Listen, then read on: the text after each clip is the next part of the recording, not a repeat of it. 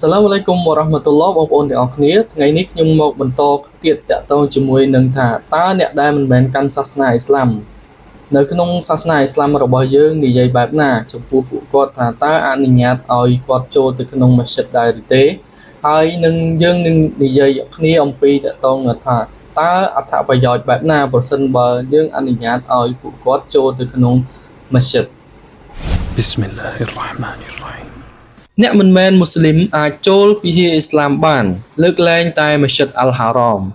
អ្នកមិនកាន់សាសនាអ៊ីស្លាមចូលវិហារអ៊ីស្លាមត្រូវបានអ្នកប្រាជ្ញលើកឡើងហើយមានទស្សនៈផ្សេងៗ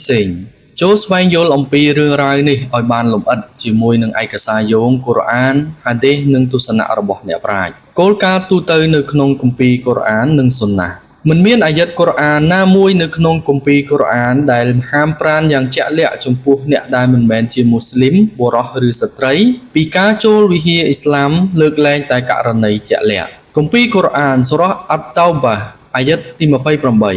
يا أيها الذين آمنوا إنما المشركون نجس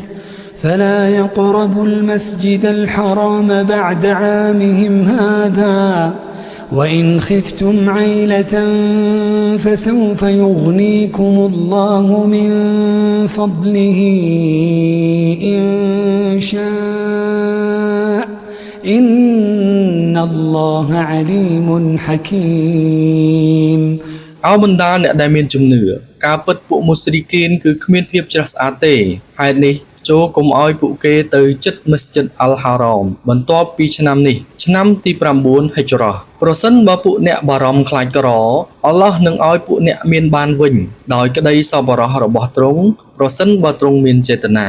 ពិតប្រាកដណាស់អល់ឡោះមហាដឹងមហាគតិបណ្ឌិតអាយ៉ាតនេះសំដៅជាពិសេសទៅលើមស្ជីដអលហារ៉មនៅទីក្រុងម៉ាកាអ្នកប្រាជ្ញជាទូទៅយល់ស្របថាការនេះមិនអនុវត្តចំពោះមស្ជីដទាំងអស់នោះទេគឺអនុវត្តចំពោះតែមស្ជីដដ៏ពិសិដ្ឋនៅម៉ាកាប៉ុណ្ណោះ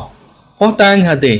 មានហាឌីសពិតប្រាកដតាក់ទងនឹងអ្នកមិនមែនមូស្លីមចូលទៅក្នុងវិហារអ៊ីស្លាមនាសម័យនប៊ីមូហាម៉ាត់សុលឡឡោះអាឡៃវ៉ាសាឡាំហើយគាត់បានអនុញ្ញាតឲ្យគណៈប្រតិភូរបស់តអេហ្វក្រុមអ្នកមិនមែនជាមូស្លីមមកពីកុលសម្ព័ន្ធតអេហ្វបានមកសួរសុខទុក្ខជាការីមូហាម៉ាត់សុលឡឡោះអាឡៃវ៉ាសាឡាំនៅក្នុងមស្ជីដរបស់គាត់ហើយគាត់បានអនុញ្ញាតឲ្យពួកគេស្នាក់នៅទីនោះជាច្រើនថ្ងៃឯកសារយោងសូរ៉ាអ៊ីបនូហាស៊ីមគណៈប្រតិភូគ្រីស្ទៀនមកពីណាជ្រ៉ាន់គណៈប្រតិភូគ្រីស្ទៀនបានមកជួបព្យាការីមូហាម៉ាត់សុលឡឡោះអាឡៃវ៉ាសាឡាំនៅក្នុងមស្ជីដរបស់គាត់ហើយព្យាការីថែមទាំងបានអនុញ្ញាតឲ្យពួកគេថ្វាយបង្គំតាមការថ្វាយបង្គំរបស់គ្រីស្ទៀនសាសនិកនៅក្នុងមស្ជីដទៀតផងឯកសារយោងតាហ្វស៊ីរអ៊ីបនូកាស៊ីរសូរ៉ាអាលីអ៊ីមរ៉ានលេខ3អាយ៉ាត64ការរាយការណ៍របស់អាប៊ូហ៊ូរ៉ៃរ៉ាបុរសកង្វាលម្នាក់បានបត់ជើងតូចនៅក្នុងមស្ជីដហើយព្យាការីមូហាម៉ាត់សុលឡឡោះអាឡៃវ៉ាសាឡាំបានប្រាប់សាហាបាត់របស់គាត់ឲ្យអត់ធ្មត់ហើយគ្រាន់តែសម្អាតនៅទីនោះបានហើយឯកសារយោងសូហេះអលប៊ូខារីហាឌីស6128សូហេះមូស្លីមហាឌីស285ហេតុការណ៍ទាំងនេះបង្ហាញថាវិហារអ៊ីស្លាមបើកចំហសូម្បីតែអ្នកមិនមែនជាមូស្លីមដែលមិនទាន់ស្គាល់អ៊ីស្លាមក៏ដោយ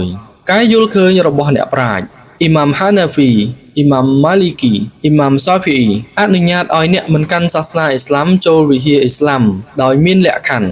ពួកគេត្រូវតែគោរពភាពពិសិដ្ឋនៃមស្ជីដពួកគេមិនគួរបង្កការរំខានឬបង្កការមិនគោរពនៅក្នុងបរិវេណមស្ជីដឡើយការអនុញ្ញាតគួរតែត្រូវបានផ្ដល់ដោយអ្នកកាន់សាសនាអ៊ីស្លាមឧលមាខ្លះក្នុងម៉ាហ្សាហាប់ហាំបលីពួកគាត់មិនលើកទឹកចិត្តឬក៏ហាមឃាត់តែម្ដងក្នុងការចូលទៅក្នុងមស្ជីដអលហារ៉មប៉ុន្តែអនុញ្ញាតឲ្យចូលទៅក្នុងវិហារអ៊ីស្លាមផ្សេងទៀតក្នុងគោលបំណងល្អដូចជាការរៀនអំពីសាសនាអ៊ីស្លាមជាដើម Fatwa សហសម័យ Islam Q&A សេះមូហាម៉ាត់សូលេះអលមូណាជីតអនុញ្ញាតសម្រាប់អ្នកមិនមែនជាមូស្លីមចូលវិហារអ៊ីស្លាមប្រសិនបើមានតម្រូវការដូចជាការដាវ៉ាឬការរៀនសូត្រលើកលែងតែមស្ជីដអលហារ៉មនៅទីក្រុងម៉ាកាឯកសារយោង Islam Q&A Fatwa អត្ថប្រយោជន៍នៃការអនុញ្ញាតឲ្យអ្នកមិនមែនជាមូស្លីមចូលទៅក្នុងមស្ជីដជួយពួកគេឲ្យយល់អំពីសាសនាអ៊ីស្លាមដោយផ្ទាល់ ជំនួសឲ្យប្រព័ន្ធផ្សព្វផ្សាយឬប្រភពផ្សេងទៀតជំរុញការសន្ទនាដោយសន្តិវិធីនិងភាពសុខដុមរមនាក្នុងសហគមន៍បង្ហាញពីស្មារតីស្វាគមន៍របស់អ៊ីស្លាមលើកទឹកចិត្តឲ្យមានសក្តានុពលសម្រាប់ការណែនាំគឺហ៊ីដាយ៉ាអ្នកមិនមែនមូស្លីមអាចចូលពិធីអ៊ីស្លាមបានលើកលែងតែមស្ជីតអលហារ៉មដោយការគោរពនិងត្រូវមានគោលបំណងត្រឹមត្រូវ